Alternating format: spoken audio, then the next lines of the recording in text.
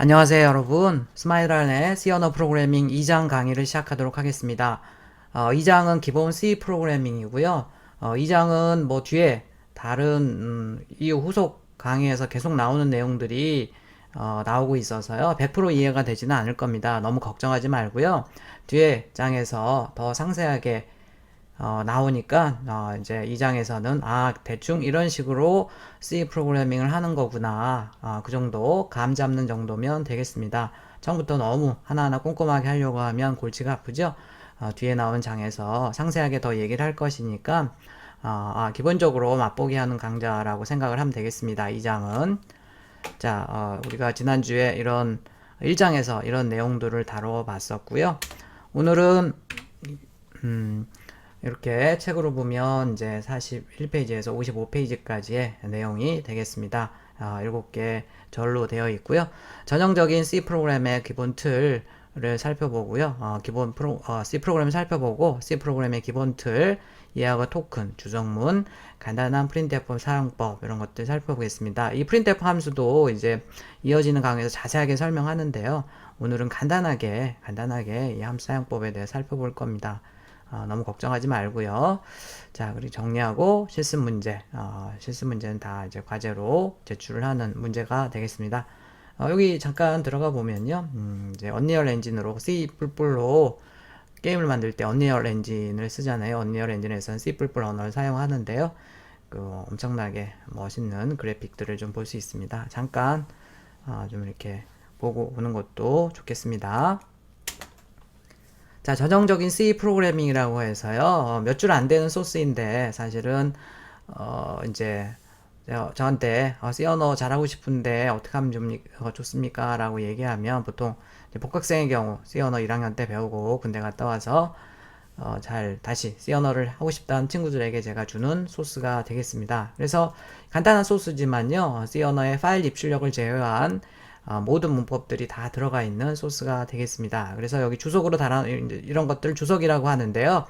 주석으로 달아놓은 내용이 우리 이제 후속 강좌에서 배우는 각 책의 장에서 배우는 내용들이 되겠고요. 그래서 굉장히 많은 내용을 담고 있는 이 두 개는 전처리기라고 얘기를 하고요. 여기는 구조체가 있네요. 굉장히 중요한 문법입니다. 구조체. 그 다음에 여기 수압이라는 함수가 여기 있는데, 여기서 이제 보통 메인 함수 뒤쪽에서 여러분들이 만든 함수를 이렇게 만드는 것을 정의한다고 해요. 이렇게 정의를 해 놓으면 메인 함수 전에 한 줄, 요 첫 번째 줄을 떼서 세미콜론을 붙여서 하나의 문장으로 만들어서 함수 선언을 해야 됩니다. 이런 것 여기서 자세하게 나올 것이고요. 이제 C 언어는 메인 함수로 이렇게 시작을 해서 여기 메인 함수가 어디 있더라도 여기부터 프로그램이 시작이 되거든요. 그래서 마지막에 인티저 값인 리턴 0을 이렇게 리턴하면서 메인 함수가 이제 끝나도록 되어 있는 구조로 되어 있습니다. 그래서 이런 것들은 이제 구조체를 가지고 지금 대괄호는 이 배열이라고 얘기해요. 배열을 지금 초기화를 하고 있고, 그 다음에 이제 이런 변수들을 이렇게 선언을 하고 있고, 그 다음에 이제 변수들을 잘 알려면 스토로지 클래스라고 해서 얘가 오토 변수냐, 스태틱 변수냐, 뭐 이런 것도 좀 알고 그래야 되고요. 그 다음에 이제 두 개의 이중 포문을 통해서 이렇게 쭉 비교를 해가면서 몸무게 순으로 비교를 해서 이렇게 좀 교환도 하고 바꾸고 이렇게 하는 것 같아요. 그 다음에 이제 이 수압이라는 함수를 호출할 때 지금 여기 앞에다가 변수명 앞에다가 %를 쓰게 되면 얘 주소를 얘기하는 거거든요. 주소. 이렇게 주소를 가지고 어떤 함수를 이제 여기서 수합하게 되면 일로 넘어가게 돼 있거든요. 호출을 하는 방식을 이제 보통 call by reference로 잘못 알려져 있기도 하고 혼용해서 쓰기도 하는데요. 정확한 명칭은 call by address입니다. 주소를 가지고 호출하면 주소는 포인터 변수만 주소를 받을 수 있어요. 주소를 저장할 수 있기 때문에 포인터 변수를 받아서 이제 두 개의 값을 간접적으로 교환하고 이런 것도 있고 굉장히 제일 어려운 문법 중에 하나죠. printf 함수의 사용법도 쭉 있고요. printf는 이렇게 큰 따옴표 하고 컴마에서 여기 퍼센트가 나오는 애들을 이렇게 뒤에서 써주게 되어 있는 또 구조를 가지고 있습니다. 처음 배울 때는 굉장히 어렵죠. 이런 것들이. 그래서 일단 여러분들이 이번 학기 마치면서 여긴 파일 입출력은 없지만요. 그 파일 입출력을 제외하고는 C 언어의 문법을 다 포함하고 있는 예제이기 때문에 이 정도의 소스를 이해할 수 있다 그러면 C 언어는 어느 정도 어느 정도 하는 친구라고 생각을 하면 되니까요.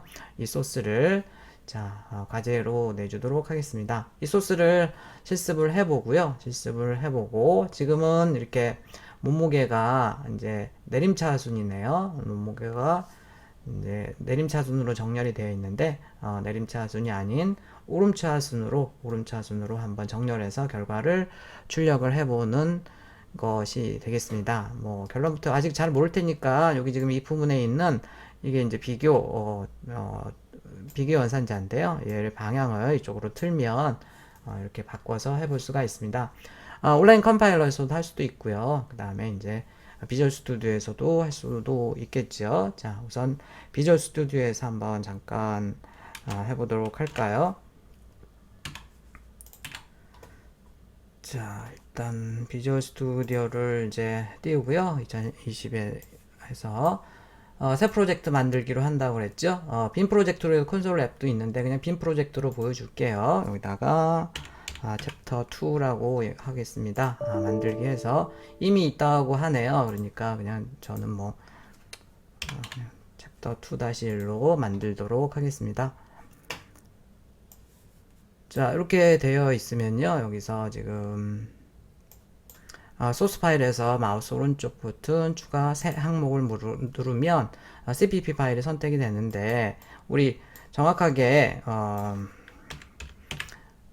C 언어의 문법을 공부하려면 .c를 붙이는 게 좋다고 그랬죠. CPP로 하게 되면 C++ 컴파일러가 동작하고요. .c를 하게 되면 C 컴파일러가 동작해요.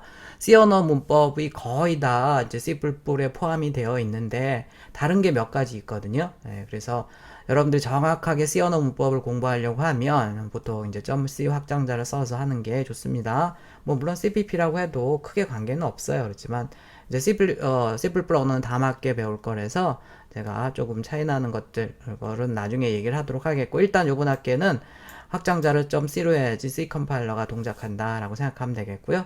추가 버튼을 누르도록 하겠습니다. 자, 제가 드리는 소스를 그대로 복사 붙여넣기를 해가지고요.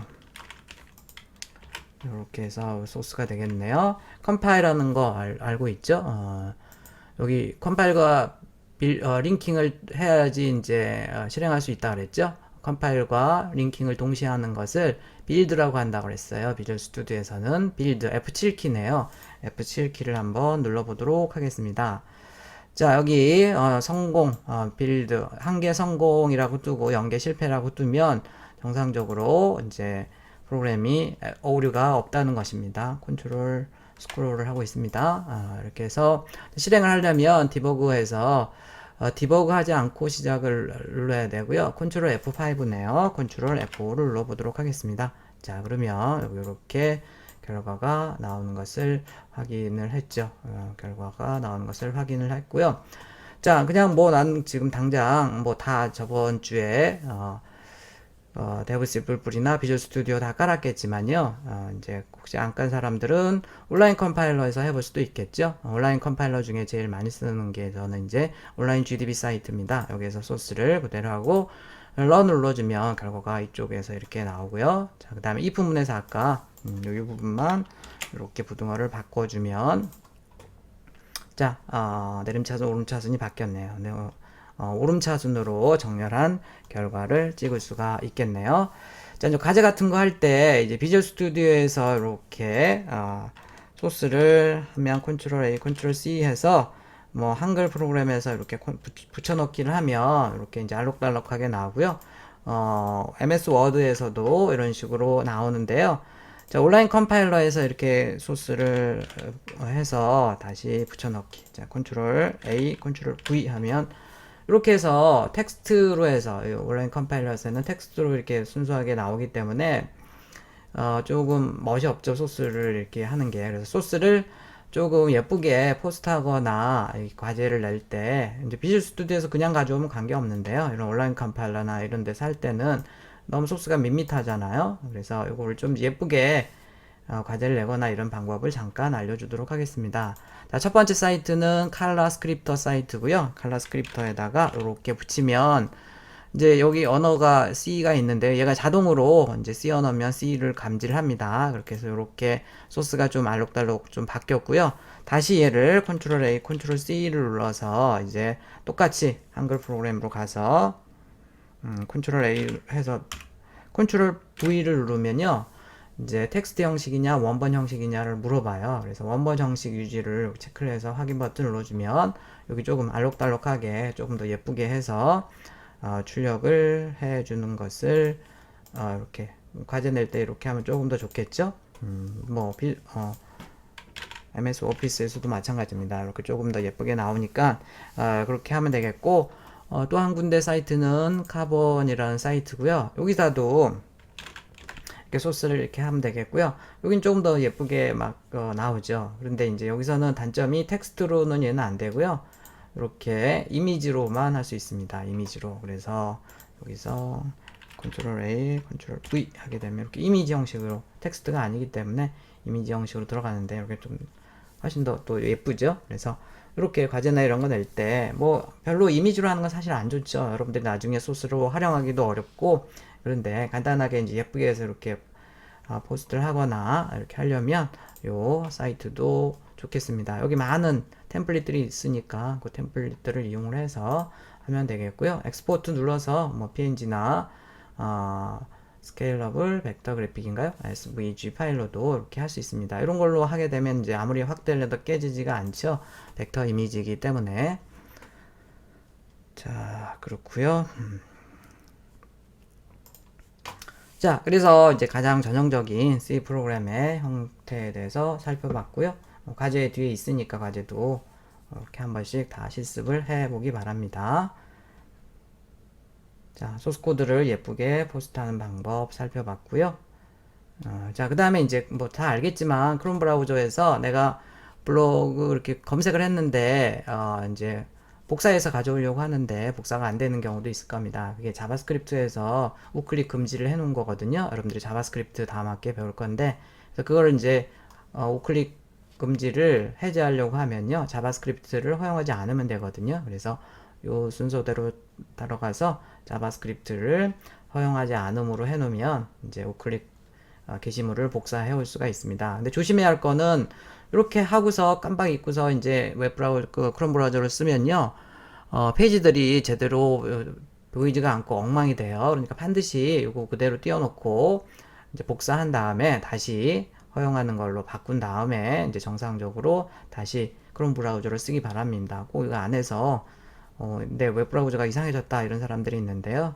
노파심에서 얘기합니다. 반드시 이렇게 띄워놓고서 잠깐 복사했다가 다시 원상 복구를 해주기 바랍니다.